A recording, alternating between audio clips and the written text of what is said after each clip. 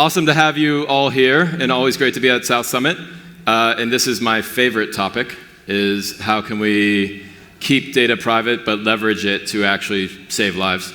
And we have the right people on the panel to talk about it. So I guess just to start off, I think just each of you, if you can, starting with Madeleine, introduce yourself and also say what you're seeing or what you see as the potential for leveraging data to save all of our loved ones' lives and make us healthier.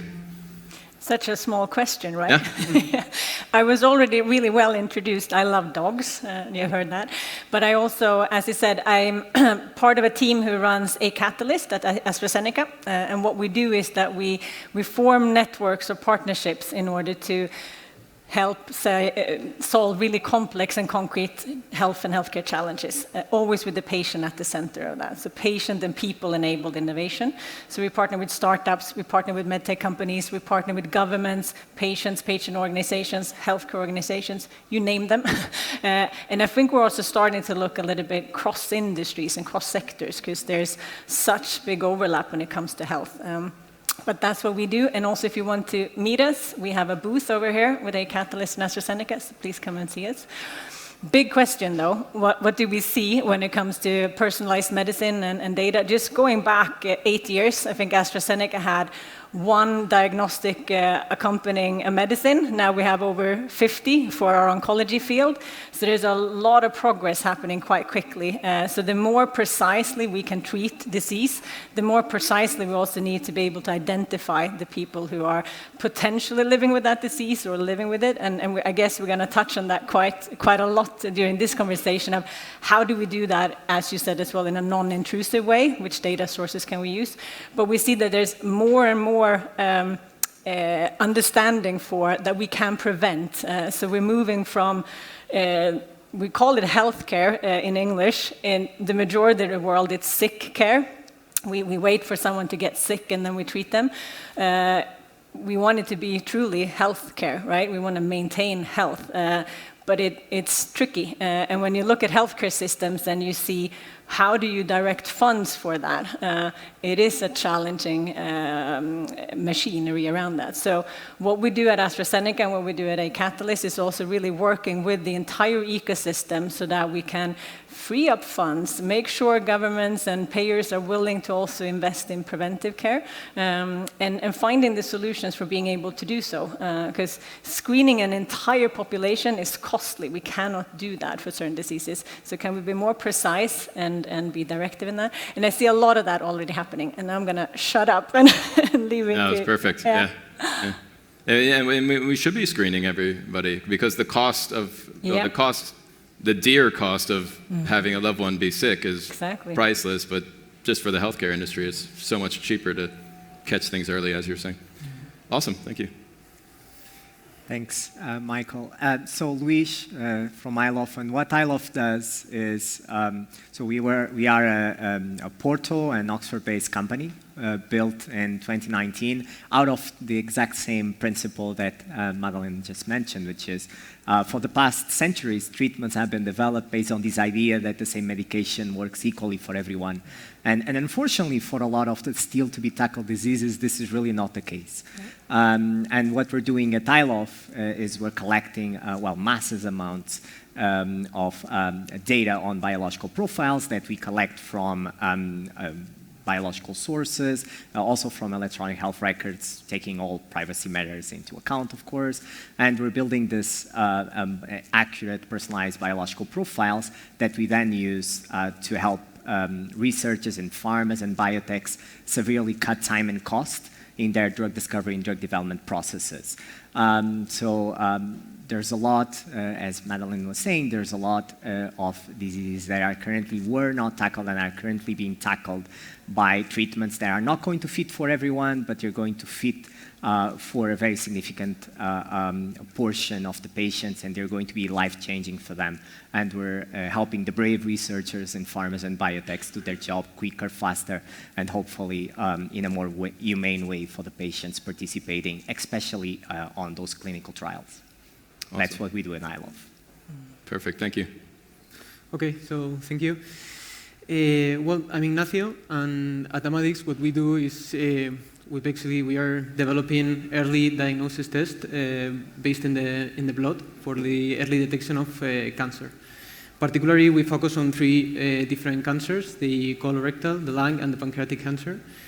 And our aim here in Amadix is to develop an AI algorithm that is based in molecular biomarkers, as I said, present in the blood, but also some relevant clinical features that we can extract from the electronic health records of the patients, and as well as sociodemographic data or other data that we can use in order. We're trying to do this combination in order to develop two main objectives, which are basically having, as I said, a very high accurate tool for the early diagnosis of cancer.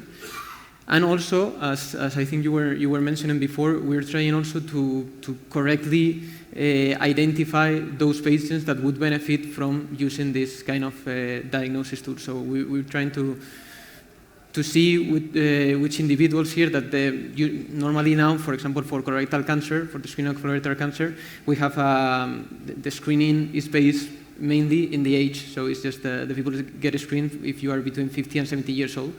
But we believe that there is more individuals out there that could benefit from the use of this kind of diagnosis tools. And we're trying to, based on the electronic health records, based on the sociodemographic data of the patient as well, we're trying to identify those patients at risk of developing these cancers and to offer them these kind of tools. And I think this has a lot to do with the personalized medicine and how data can help us really target the population that we want to diagnose, or that we want to offer them a treatment, or whatever we want to offer the patients. There's a huge amount of data in your watch, in the electronic health records. There are many sources, but the electronic health records, in my opinion, they are not getting access enough. We're not getting enough access to this kind of source, and there is a lot there still to potentially be analyzed and to potentially give us new diagnoses and new treatments in the future. So this is an exciting topic for all of us in the industry. So yeah. Well, I mean, it's interesting for us, but it's also interesting for everybody because we all want to live, healthier.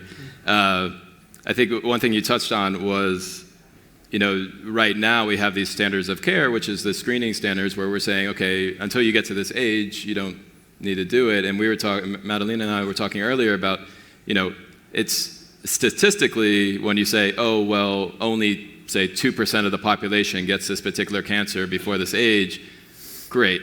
2% sounds like a small number, but when it's your loved one, when it's your mom or your dad or your wife or your husband, that's, one person is 100% of the thing that you care about, right? And so we need to do better than we are right now. And I think the positive spin on that is we actually are. We're starting to, as you were saying, find different, attributes of people that can then say, hey, actually, you probably need to start doing this screening method or something like that because of this specific person that you are. So, thank you. So I'm Michael Geer. Run a company called Humanity with my co-founder Pete Ward, and so my background was, well, I wanted to be an astronaut, but that's a longer story I can tell you over a beer. But that led me to go to Moscow and ended up starting what became one of the biggest dating sites in the world, Badoo. And so, really roundabout way of getting into tech. But unfortunately, both me and my co-founder had, and I think a lot of us, share these experiences that come into health tech, is that on my co-founder's side, his dad had a stroke out of the blue when he was 61, killed his quality of life, was in a wheelchair for the next 4 years, and then passed away. And on my side, when I was leaving Badoo, I had a close relative. She got stage 4 breast cancer diagnosis and unfortunately passed away within about 12 months. And so, that made us go down a bunch of rabbit holes, but what we started to discover, and it actually started with early detection of cancer, and it's amazing to see all the advances there, liquid biopsies and these kind of non-intrusive ways of detecting cancer. But what it led to is we actually found that there was something even upstream of that, and Madeleine was pointing out the preventive side, that we could actually monitor people's loss of function in their body over time, which we call aging, And we could do that through digital markers. And so we're using markers like your movement patterns and your heart rate pattern if you have it. And so humanity allows you to monitor your rate of aging, but more importantly, guides you to slow it down. None of us would jump into a car without using Waze or one of the traffic navigation apps. What they're doing is using the data of the people ahead of you and then seeing which turn got the person there faster, feeding that data back to you, and that's what we're doing with health. And the data exists out there, and it's just putting together the pieces, and I think that's what we want to explore with the very short amount of time that we have on this panel is, this is something that we can do today. We don't need some breakthrough in the future. This is something that we can actually start working on. I think one thing that we wanted to touch on was basically, okay, so we know this data can be very valuable and it can save lives. Great, why aren't we doing this more? What can we do to actually expand upon that? I'll start with Madeleine, but then we're going to open it up into a complete free-for-all where we're just going to jump in when we want to. So. Thank you. Tricky question, but I think there are a lot of things that are speaking in the favor of us being able to advance this quite quickly. So storage of data is becoming extremely cheap, and people are, like you're wearing several wearables. I got to feed my team data, they're playing with it in the background. But people are naturally starting to do that. You're starting to be interested in that as well. But one tricky challenge, if we talked about what's stopping us, is I think the notion of privacy of data and the notion of who owns that data. We talked about this earlier today, you and I, where we need to kind of stratify data as well. So I own my personal health data. I think everyone is very cautious of letting go too much of ownership over their own health data. But today it's tricky because it's spread out in different systems. And if you go to one clinic and you go to the next, they will not necessarily know your health history.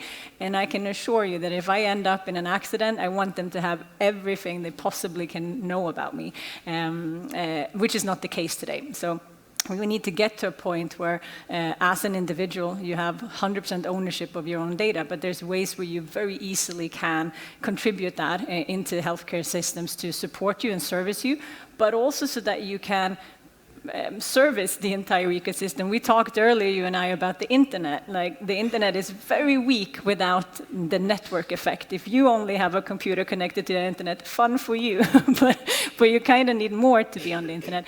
And when it comes to leveraging health data, the more people who are contributing health data into that ecosystem, the more value we will get out of it. So by being as citizens of the world, like kind of contributing your health data in a way that is not jeopardizing your privacy in any way, I think will be something that becomes normal. I think we need to get to that stage. And we talked about synthetic data and the possibilities that comes with that. So aggregated level data, synthetic data. But it comes down to some aspects are regulatory and law aspect. How can we use health data for secondary use, meaning my health data being used to help treat these two gentlemen here, if you need so. In some parts of the world, that is not really set yet. So I think a lot has to do with regulatory aspects around that, but also growing kind of the confidence in people that your health data is safe, you own that, but you can still contribute with it. I think that's a huge part. Yeah. I think if I can just jump in. Go ahead. I have two comments, I think, related with what you were saying. I feel like we as company, that we are trying to use data to our final goal is to expand the people's lives, so expand people's life and create better diagnosis for people, better treatments. I do believe that the message that we might be sending to the general population is not really the best one in terms of that. For example, you know that Instagram or Facebook or these companies, they are using all your personal data for, just selecting which image they want to show you or this video, and this is okay for you. But if we told them, we as biotech companies, we told them we're going to use their data to give them a better treatment or a better diagnosis, they would say, no, this is my personal health data. I don't want you to use this data. So this is very personal, very important to me. So I think maybe there's some message there that we are not transmitting, or we're not saying to the people correctly, or we're not making a statement correctly, because I think this is key. And well, in terms also of the legal aspect that you comment, it is true that now there's a new European law also from the new GDPR, and I think it is coming to a future where we are more and more like we have really clearly stated in the law how we can use the data for secondary use. So it is pretty clear that for us, a company, if we or research centers or a third party outside the hospital, if they use this data, this data need to be completely anonymized or pseudo-anonymized, and you can use this data for investigational purposes. So I think that we also, sometimes we think too much about the regulation, but we don't really say, okay, do the hospitals have for example, in our experience, we work with hospitals that didn't have even the tools for anonymizing correctly the data. So I think we should be also concerned about, okay, do the hospitals, because the technology is there, but they need the resources, they need the softwares, or they need the tools to correctly anonymize the data. And I think as a patient, if I know that my data is going to be completely anonymized and it's going to be correctly distributed, I would feel more safe about a company using it. So. Yeah, so on that, allow me just to comment one thing. I think a lot of people, as you were saying, underestimate the power that they have in their own bodies. I mean, it's a whole library of information about the way that you age, about the way that you eat, about the way that you interact differently with different medications. And if you allow that data to be donated, or even if you on your own will donate that data in an anonymized way, then that can be used to refine diagnostics, that can be used to create better performing treatments. And hopefully that will feed back to either you or it will feed back to someone that you love. And there's a lot of initiatives, government and on the private sector, actually asking patients to go out and donate blood, also so that those profiles can be studied and can then be feedback to innovative companies and pharmas that are creating better treatments to some of the most severe illnesses in the world. So we are a library. We are a library with a lot of information, and if the data is, of course, properly anonymized and used to make personalized profiles, we can really all benefit from having that data shared. And I think a lot of work is actually being done in making patients aware of that, but in the end, it comes down to each and every one of us and how do we feel we should contribute or not to this. So can I build on that? Because it comes down a lot to solidarity, right? When we look at clinical trials, for example, why do people participate in clinical trials? It's not always super pleasant to them, but they usually do it because they do not want anyone else to go through what they're going through. They want science to advance. They want others to have better chances when they get breast cancer, for example. And if you look at it in the same way here, you talked about donating blood. Some countries, some geographies, some cities, they have a lot of people who donate blood. What is that? Like I just heard the other week, in Finland, there's a really high percentage of people who donate blood because it's like since the Second World War, where they were in war with Russia at that point, like they needed blood. So it is like in the bone marrow of every Finn, they're like, I'm going to go and donate blood. It's solidarity, like you contribute, you partake. And I think we need to build that empathy side of being humans. Like we will not survive on our own. Like we've never survived on our own. and the way that we can advance science and advance our health is together, and the power of that kind of combined data sources. Yeah, I very much agree with that.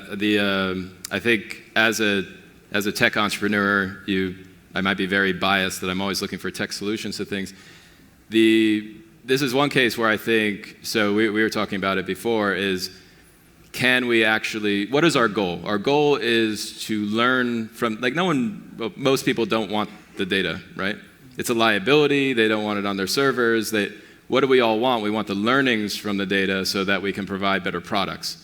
So I won't even say, good or bad projects, better products. So in the health field, what is our goal? Our goal is to make people healthier and save lives. And if we can learn from the data and do that, that's the two things we want to accomplish. We don't want a bunch of data. We don't, all these abstractions of that we don't actually want, right? And so I think what we were talking about earlier is, and you mentioned it actually, so like things like creating synthetic data sets, things like federated learning where the data stays where it is with the data custodians, right? Maybe we can, as the expression in the States at least, have our cake and eat it too. Maybe we can keep the privacy and get the learnings because that's what we want, because we want to, provide that to people, right? You had mentioned that you had started coming across, and these things are moving quite quickly. So yeah, actually, I don't know how it is outside of Spain, but for me, this concept of federated data and federated database is actually quite new here in the healthcare sector. And actually, we went to a congress a month or 2 months ago here in Madrid. Everyone was talking about a healthcare congress, and everyone was talking about the federated data. And I feel it is a good solution to the problem of, okay, we don't want the companies to have data from the patient. We don't want to get this data out of the hospital, so this could be a possible solution. But still, I think we're missing another step before, which is how the data is stored at the hospitals. At least in my experience here in Spain is what you were saying before, Madeleine, that each hospital, it doesn't matter if it's in the same community or if it's in different cities. Each hospital has their own database, so you can find, I don't know, the results from the lab in a database and the results from primary health in another database in one hospital, and then in another hospital you have everything mixed in one. We cannot forget that also doctors are humans, not machines, so they write in what we call the natural language. So like 80% of the electronic health records is natural language, and we need to process this natural language and transform it in something useful for us that we can analyze. So this is something also that is not easy to do, and so all these concepts, I think that they are developing, and we will have more advances in the future. But still, we have a long way to go there. Yeah. But it's interesting as well, because regardless of what type of disease you have, there's a very short amount of time that you spend at the hospital and with your physician, right? You spend the majority of the time on your own or with your friends, or you're out, and you're not a patient, you're a human being, right? So when we look at health data, what do we include in that term? So is it your electronic health records that you have at your clinic, or is it your movement data and other wearables that you collect, or is it also aspects, because we know socioeconomic data has a huge impact on health projections. So I think we need to look at larger data sources in order to inform health decisions. But then also we need to look at who is the customer data and why do we need data. So sometimes you need to make large-scale, maybe funding decisions on a national level or regional level, and you need that aggregated data to help you. Where are we going to focus our funding? Because we know cost of healthcare is rising dramatically, and I think all our healthcare systems after COVID are quite stressed. So how do we focus in our efforts? So you have those more kind of higher level decisions that you want to make. What type of data do you need for that? So that we're not using the same data for everything. Like we have different use cases for data, and we need to be clear on that. I think. Yep, for sure. I think since we have 2 minutes left, I might just pass it to Madeleine to just talk about how can, because one of the great combiners in these spaces ends up being both the corporates and the governments. And so since you have an inside track of knowing kind of how corporates work, we'd love to kind of hear, how do you think you can how can corporates be a catalyst for bringing together all this data and these mechanisms so that we can actually save some lives? So. I love that you use the word catalyst as well, as we call the A Catalyst Network. Thank you for that. No, but it's exactly that. as a big corporation, we have connections as well, and we're invited to certain tables where we can have impact as well. So just one case where we are together with the government in Sweden, really looking at how we can push the boundaries for health data, how we need to push regulatory aspects there, law aspects, but also protocols and usage, etc. So we're driving that together with them. But we're also here, we're connecting startups and scale-ups with patient organizations and healthcare providers, and we're trying to partner across the entire ecosystem, because a lot of the challenges are not in the actual technical solution, it is in how you implement it and how you use it, and understanding all the different players in that system, and we can help guide in that. So we see ourselves, many cases, as a connector, someone who can connect dots and connect people and connect entities, and the A-Catalyst network is the entry point for that. Yep, and I think that's maybe the big call out that we want to give to the crowd and the people watching. We should all give each other kind of the benefit of the doubt that our goal is to actually make people healthier, and so what can we do to actually engage? Because I think once we just start engaging with each other, like one of our values at humanity is, open collaboration. Sometimes our investors are a little bit like, oh no, they're competitors. Like you said, we're never going to solve these things if we don't work together. So what's the point if we're staying, separate? So I think that's everybody that wants to help us in that mission, our common mission, would love to talk to you. Thank you, everyone.